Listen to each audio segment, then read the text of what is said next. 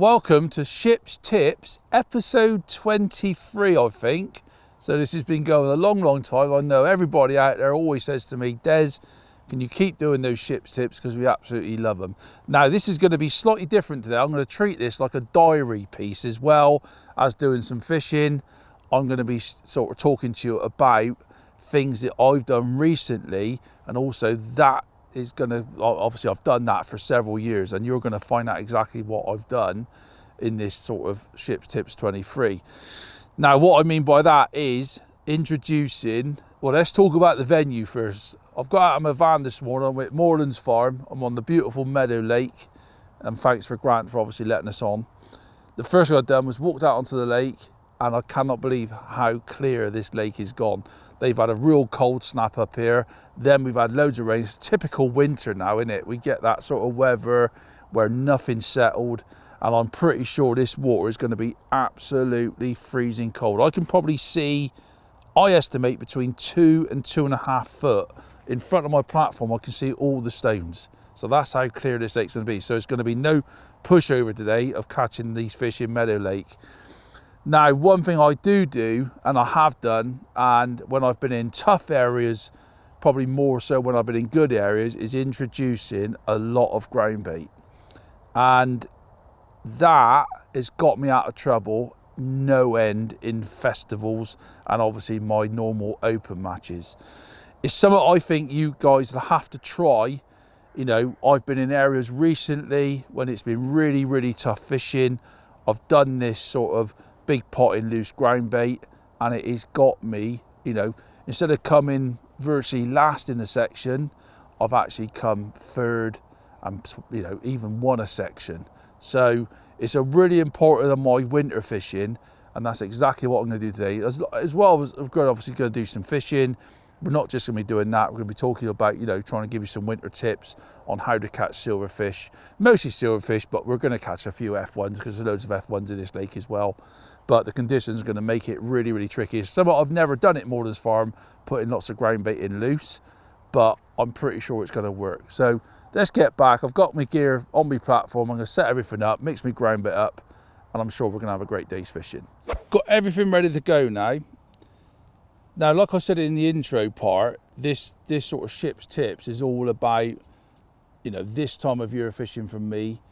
And I know we all go to different venues all over the country and we all fish for different fish. But there's certain things that I've sort of, you know, taken a gamble on during some matches recently as well, and the last couple of years, and it's actually paid off for me, especially when you're in a tough area. And I think a lot of us nowadays, you know, we put little tiny nuggets in, you know, depending on which venue you go to.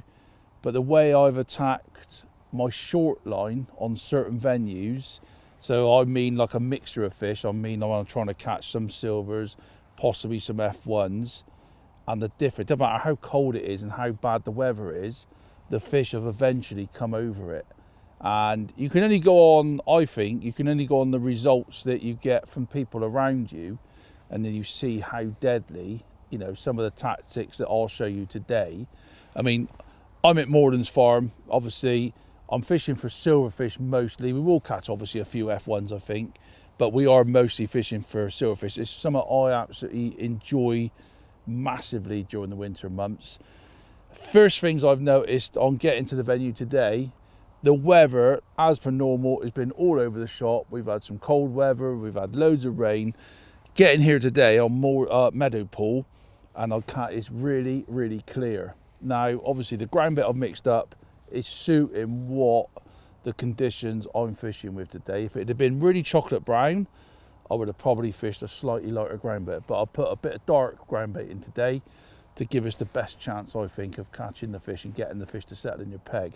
So whilst I'm fishing, we will talk about sort of my diary, if you like, over the last few weeks. I know a lot of people follow me on Facebook, and I think it's really important to keep you up to date of how things are changing as we go for the winter. But let's talk today, you know, about today for a bit. There's one thing for certain in my mind: fishing past your ground bait this time of year is absolutely massive. And on some venues I go to, it's essential. You know, the fish want to come to ground bait. sometimes they're very difficult to catch over ground bait, so giving that option of fishing past for me is an absolute must. I've set up for 2 lines today. It's quite a nice day. It's it's a little bit cold. Like I said, we've had loads of rain, but the water has gone clear.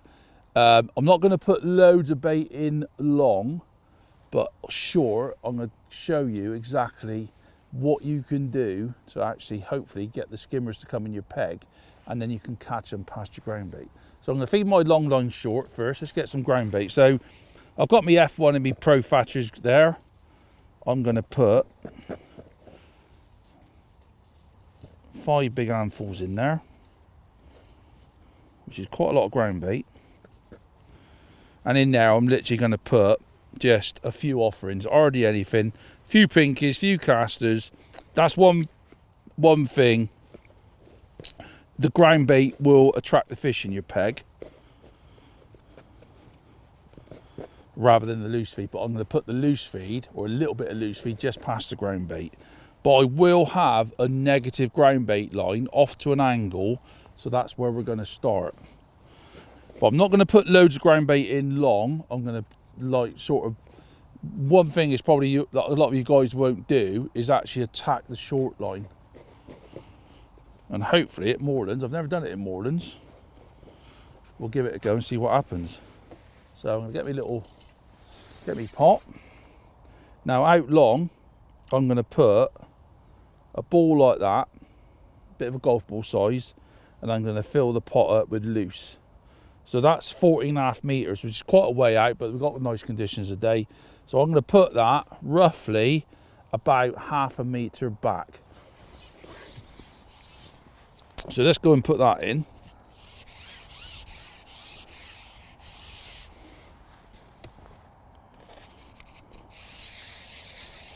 So that's my sort of long line. Not really positive. So I'm going to come back.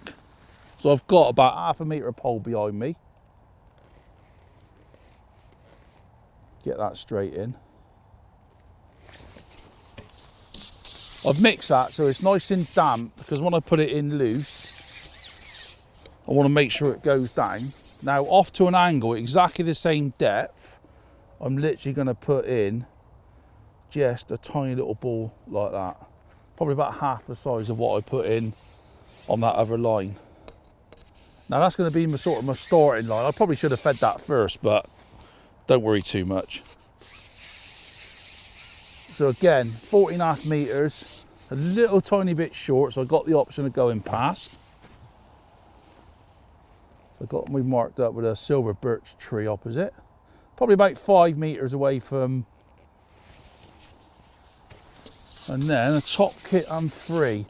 I've decided for a top kit and 3, just to get away from myself a bit, but the actual deepest water of this peg is actually in like a top kit in 1.5. But I don't fancy catching there. I might catch there if I was in a match situation. You might catch there right at the very depth, but I want to make sure I give myself the best option. Now on this line I'm going to put quite a lot of ground bait, but short of where I'm fishing, and everything's going to go in loose. And probably some people would have probably seen me down Whiteacres and venues that I'll go to with maybe, if you're allowed, like 1.5 kilos, sometimes 2 kilos of ground bait, and thinking, what is he going to do with that lot? Believe you me, on a tough area, it's all well and good when we draw well and we can go in and tap a little bit of ground bait, a few maggots, and get one a chuck. When you're in those tough areas, sometimes attacking it like I will today can make a huge difference. Instead of coming, like any festival you fish, or sometimes your open matches, come in 3rd or 4th in a 10 peg section rather than 7th and 8th can get you in that frame, especially if you're in a tough area. So I'm going to put all my ground bait in like that.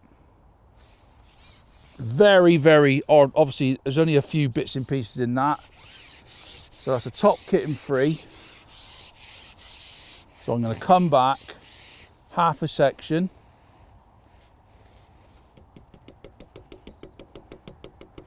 Like that. And I'm going to put 4 or 5 of those loose pots in.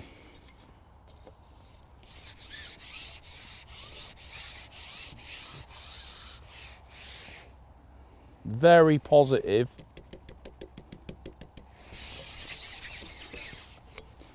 The amazing thing is, if you've done that in the summer, it probably wouldn't work as well. When that water's gone cold and clear, and that's exactly what happened to me down White Acres, and this got me out of trouble, believe you me.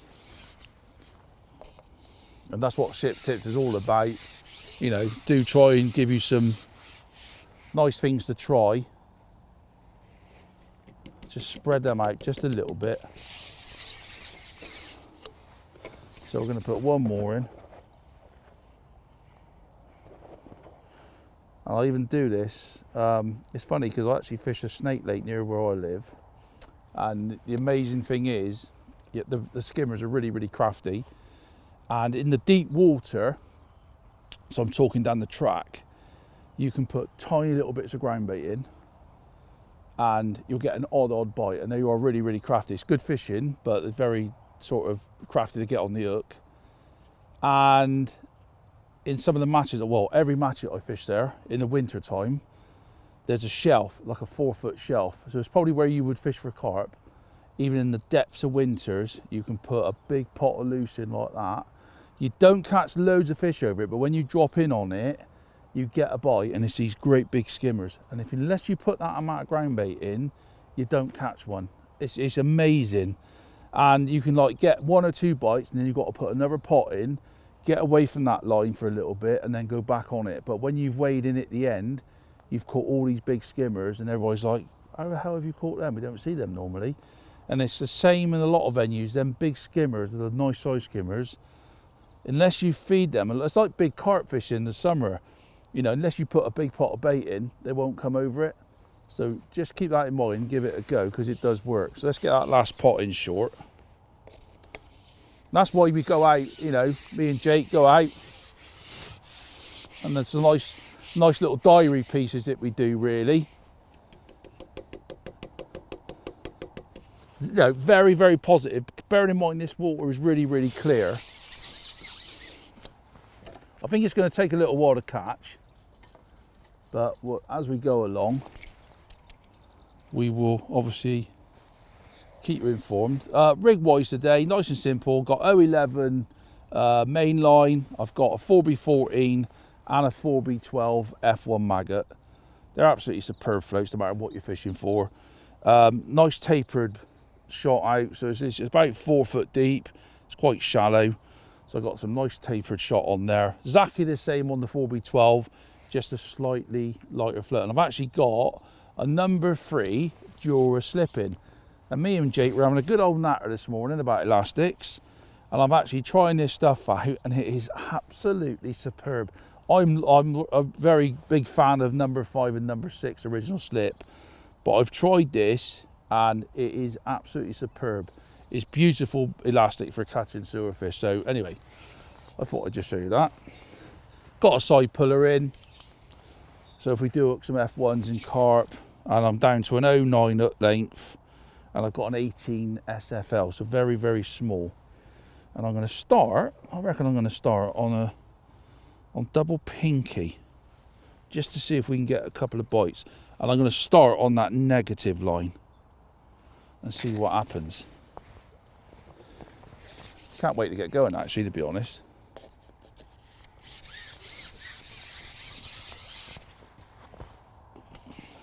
So obviously I've got the option of going on my ground bait. I'm going to start on my bait, which I know is about on that 95 number on my pole.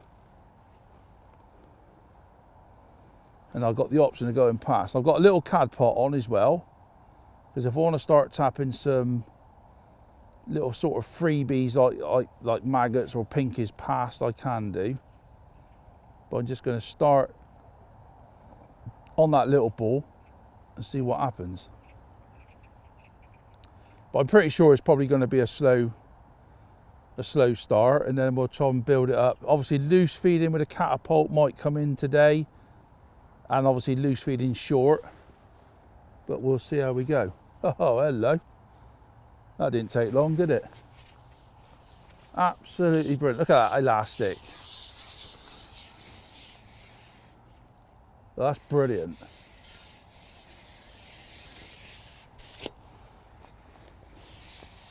Little skimmer. You can see that skimmer miles down. It's incredibly clear. What a great start though. I wasn't expecting that. I think even Jake's pretty impressed with that, Jake, ain't you? He's nodding. It's a nice little 5-ounce skimmer, first chuck, double pinky. And straight away, that gives you the confidence. You think, actually, this is going to be a good day.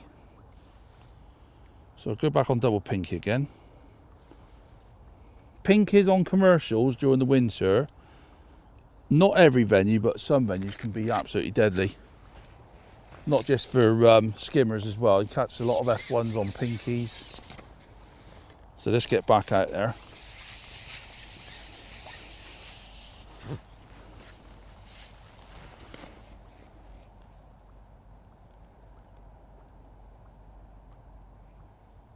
Probably have to shorten my line just a little bit from pole to float. Probably left that a little bit too long. But it's nice to have a little bit longer line because you can flick past or you can fish past. Yeah, little tiny fish this time. Probably thinking about now, I'll put a maggot on straight away. Snotty little roach. So I've got some dead maggots. Let's get a dead maggot on. And obviously got the option then of casters. Always a great bait if you can catch on them. I probably wouldn't start on a caster because I'm thinking, well, I want to just go out and see what is going to happen. So single dead maggot.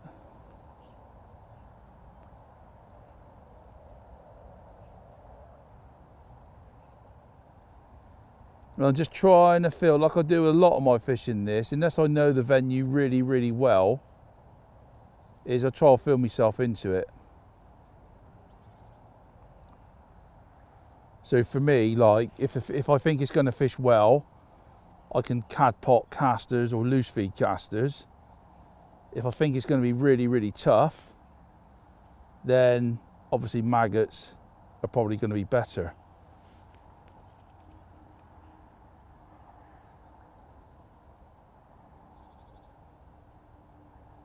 But a nice little start, couple of bites, see what happens on a maggot.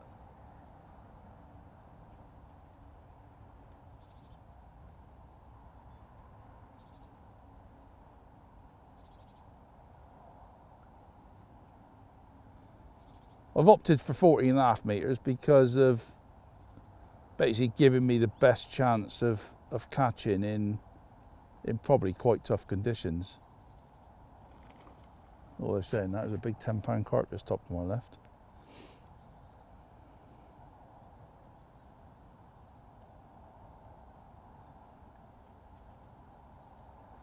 But we'll sneak along with this and obviously get back to you and talk a little bit about not just what's happening today, but what's been happening in my fishing recently.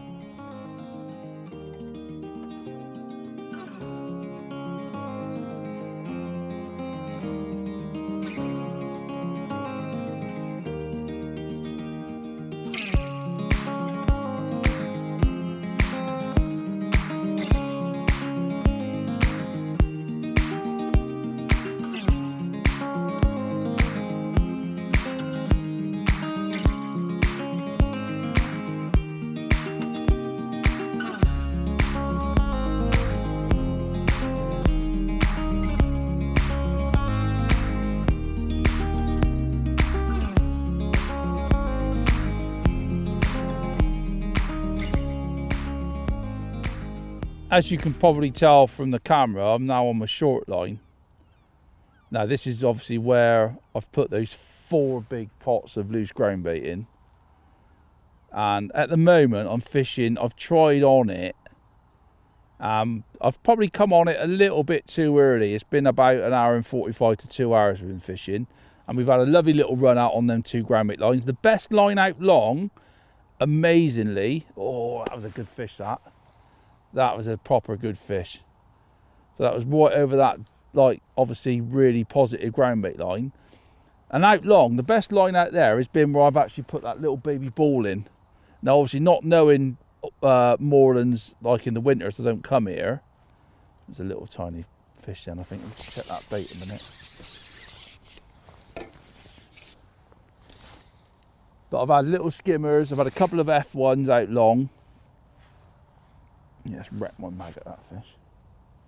Still on single maggot, but I have been trying at the moment. It's not making a lot of difference. I think trying to loose feed a few casters or cad pot a few casters long is giving me the option of putting a caster on later on. And I think we all know that on venues such as Moorlands can be absolutely deadly, especially later in the session.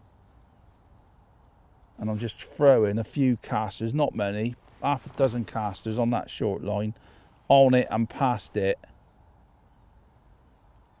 And it's amazing that the fish you can catch during the winter, absolutely like putting quite a lot of ground bait in short, is fish that you don't normally sort of see that often, like big quality skimmers.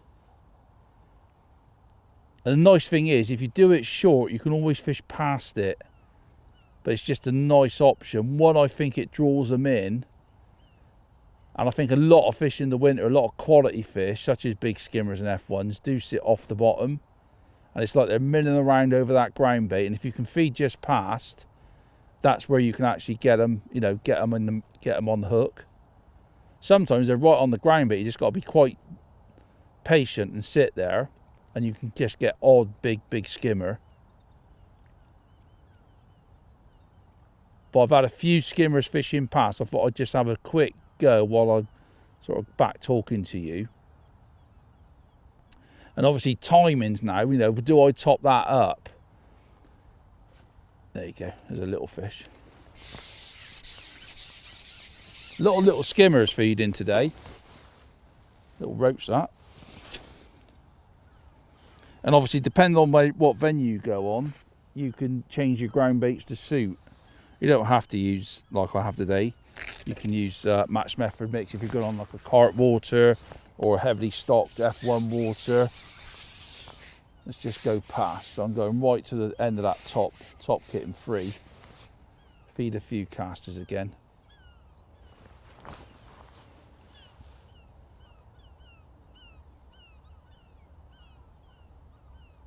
See if we can get a bite possibly a little bit quicker fishing past.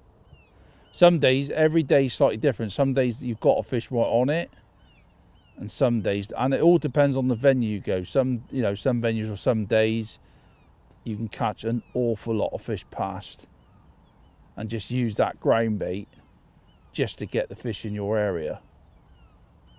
I go to several different venues and people say to me, look, oh, that's a good bite, see, just past. Feels like in a minute I could put a caster on. And all I've been doing on my long lines is basically fishing with a little cad pot on, and I've been catting a few cad pot and a few casters past. So even though I'm fishing on my ground bait, I'll just poke my pole past, tap in like 15-20 casters, and then come back over my ground bait. And then now and again I'll have a go past. It's still a bit early in the session. I am catching quite well with my ground bait. And then some matches I fish, it's better to fish, like you can fish past your ground bait at the start of the session, and that's better. And then some venues I go to, you can drop straight on your ground bait. You can have a good run on ground bait. And as you top up more and more, the fishing can get more and more difficult to catch. And then fishing past, you can have a real good run late on. Tiny little indications though. I think because of the clarity of the water as well, it's probably making the fish a little bit spooky.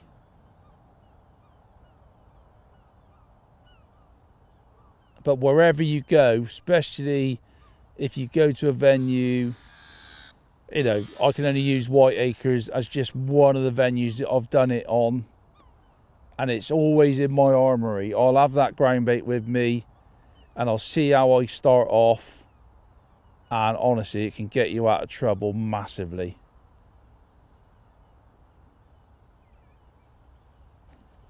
Tiny little bites, probably them little skimmers. They're little, like 4 or 5, lovely little fish. We've had a lovely little, like, couple of hours catching them. Some of the bites sort of just like little dinks, and some of the bites are literally, you just see your float just basically trotting along like that. And obviously, I think a really important part is, you know, topping up that positive line. It's quite easy on them long lines, because when it goes a bit funny, you can just put another little ball in like that, go on your other line and go between the two lines, where this line is slightly different. But never be afraid. If you go on it and you have a nice little run, you know, possibly go out long, come back to it. If it doesn't go, don't be afraid to put like 1 or 2 big pots of loose in, again, over the top. I've done it in like really cold weather,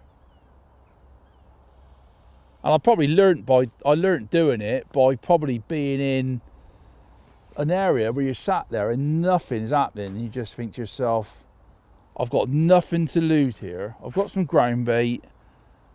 Let's just dose it in and see what happens. And that's the day when something clicks, the fish come over it, and you think, I'll keep that, you know, in my armoury for those days when things ain't quite going right. And it's something I think, you know, now we're going into the winter months. Have it with you. And I think you'll be very, very surprised on some days that you can get out of trouble. I think a lot of, you know, I've been on venues before, and you can put like little nuggets in through a little cad pot all day, and you can have an amazing day. And then you'll draw a different part of the lake. You know, like I said, it's tough. You know, you're struggling, and you can put that amount of ground bait in. It doesn't really work out long so well, and I can't really explain that. Every time I've sort of done well over it, I've done it short, like a top kitten 2 or a top kitten 3. I don't know really why that happens, but that's fishing. I can only pass you on the information that's happened to me recently and over the last couple of years since I've been doing it. Let's come back onto that ground bait again. Probably a little bit too early, to be honest. We've had a few fish there. So I'm throwing them casters like on it and past it. Maggots possibly might be a little bit better, but I've opted to stick with casters just to give me the option of putting a caster on later on, and then possibly might get some big skimmers or big perch or even some big roach.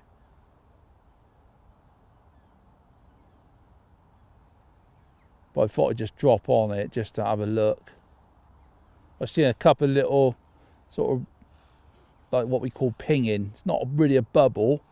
It's like a little bit of oil that's come off the ground bait. And sometimes I'm looking for that because you think, well, there might be a quality fish there. There's another one there just over to the right then. Or it just might be those little skimmers just hovering over the ground bait.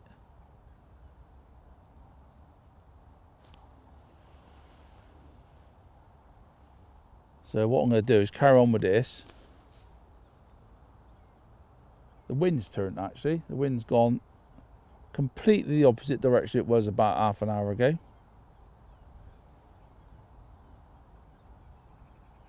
But I'm going to carry on with this. And I'm sure as the session goes on, they will move over on this. The nice thing is I've had some bites and I've caught some fish over it already. And that's why I like to sort of try it after 2 hours. And that gives me the confidence then that I could actually have a real good run late over it.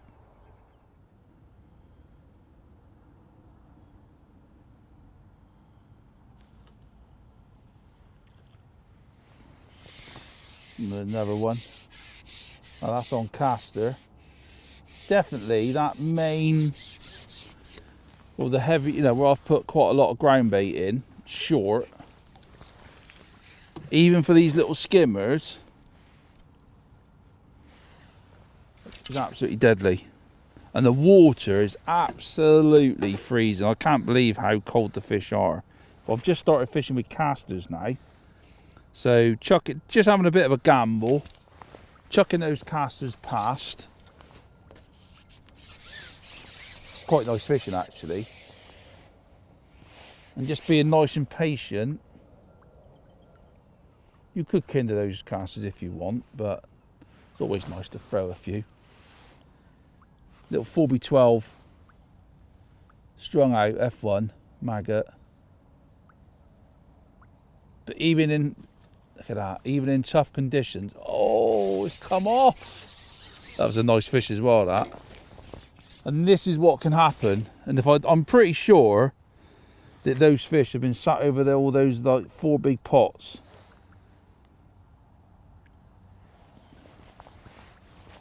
And they've just started having a munch. And even that, I'm going right to the end of the section.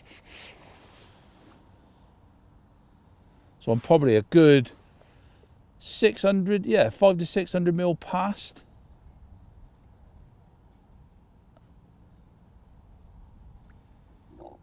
Trying to be a bit more selective with caster.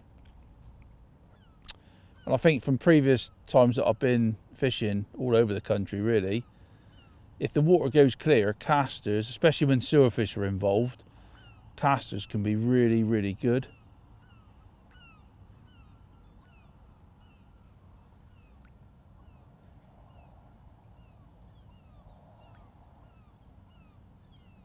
Just all of a sudden, you think it's going to go under with a good quality fish.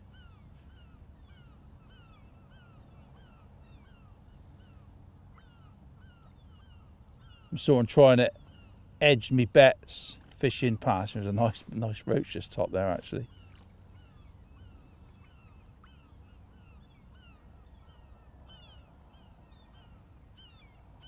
So I'm trying to edge me bets of fishing past. That's where I've caught most of my fish, is fishing just past me ground bait.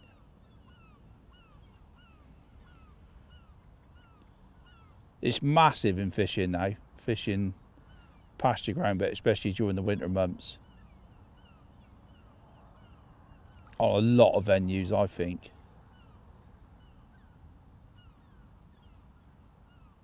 And it's nice because it gives you that sort of, if you go to a roach venue with skimmers mixed in, you can always catch the roach. The roach don't particularly like coming over ground bait. When you're fishing past, you still get the roach mixed in. Some venues, they're not bothered. You'll catch the roach. You'll catch the roach and the skimmers all over the ground bait.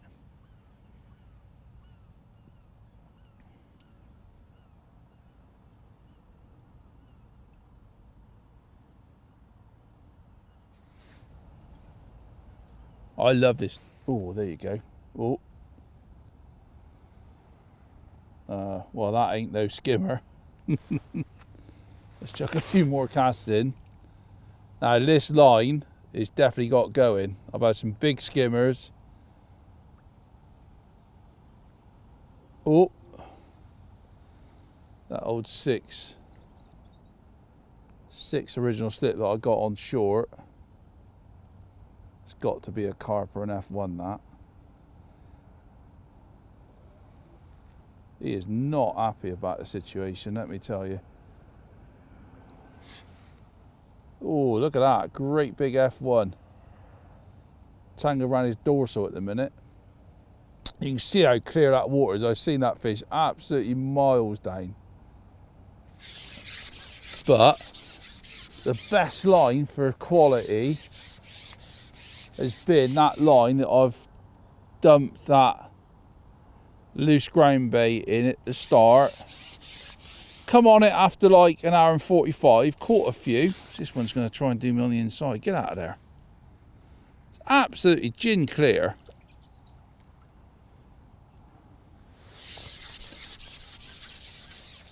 We've had some big skimmers, some little skimmers. The 2 long lines have been nice and steady, but we've not actually caught many sort of stamp fish.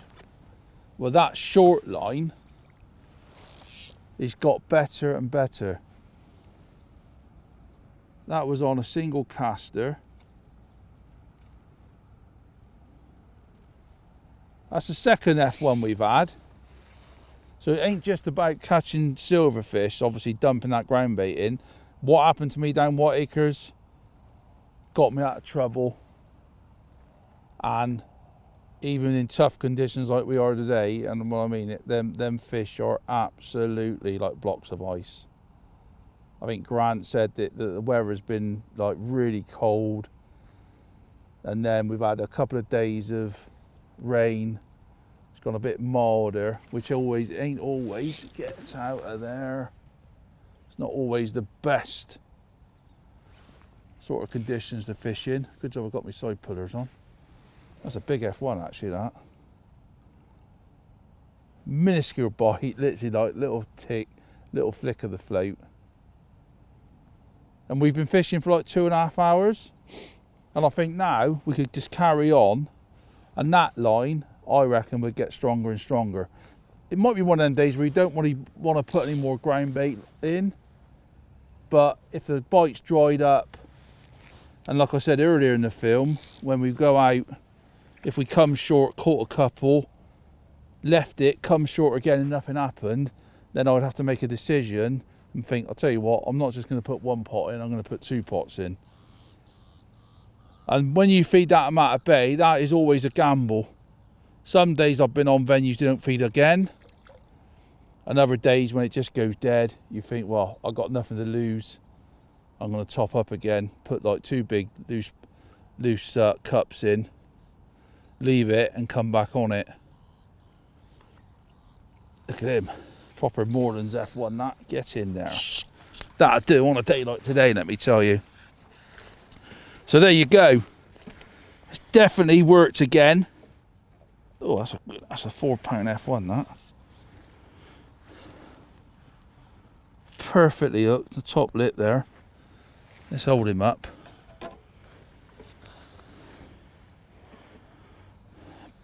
Big old F1. Absolutely freezing, honestly, like blocks of ice. There you go. Thanks for Grant for letting us fish on Meadow Pool today. It's a lake that I've had some fantastic days fishing, and again today. So let's get him back.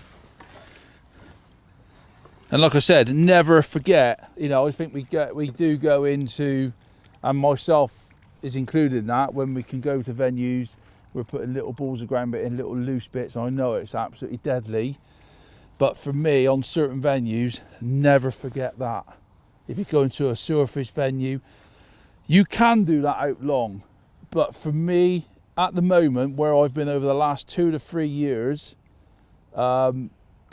it doesn't seem to happen long. I can tell you a story actually. I was fishing last week at Whiteacres, and I thought, I've drawn a real dodgy area, and I thought, right, I'll do the same at like 10 metres. But I actually done it short as well, and the 10 metre line, it was never the same. It never had those stamp of fish. I could catch small fish, but the big stamp fish never come. I can't quite understand that. I mean, that's why we go fishing, and that's why we do these like Shipp's tips, to actually, you know, feed you the information that I do week in, week out in my fishing. So there you go. I hope you've enjoyed the film. Don't forget to like and subscribe on the Sonubaits YouTube channel, and get out there, give that a go, be positive on that short line, fish on it and past it, and I think you'll be absolutely amazed on some of the fish you can actually catch. Once again, thanks very much for watching.